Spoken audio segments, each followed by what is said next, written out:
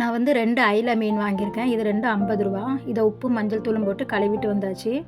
இப்போ நம்ம மீன் குழம்பு வைக்கலாம் ஸ்டார்ட் பண்ணிடலாம். ஸ்டவ் ஆன் பண்ணி பாத்திரத்தை வச்சுக்கோங்க. பாத்திரம் சூடானதுமே எண்ணெய் ஊற்றிக்கோங்க.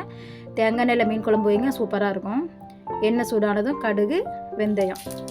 கடுகு பொரிஞ்சதுமே கட் பண்ணி வச்சுருக்க ஒரு பெரிய வெங்காயம், 2 பச்சை மிளகு, 2 கொத்து கருவேப்பிலை.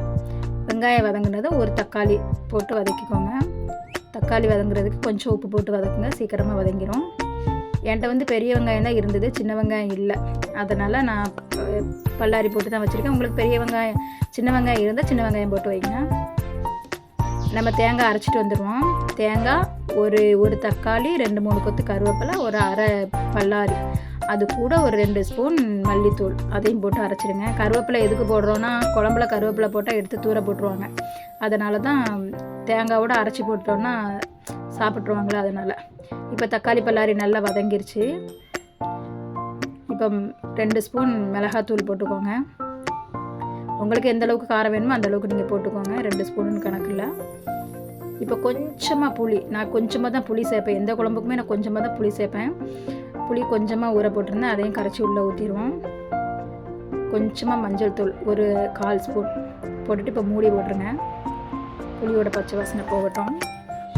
2 நிமிஷம் கழித்து திறந்து பார்ப்போம். கருவேப்பிலையெல்லாம் வெளியில் எட்டி பார்க்குது. ஊர்லேருந்து அம்மா நிறைய கருவேப்பிலை கொடுத்து விட்டுருந்தாங்க. அம்மானா என்னோடய மாமியார். அது இப்போ வந்து நம்ம அரைச்சி வச்சோம்ல தேங்காய், அதையும் உள்ளே ஊற்றிடுவோம்.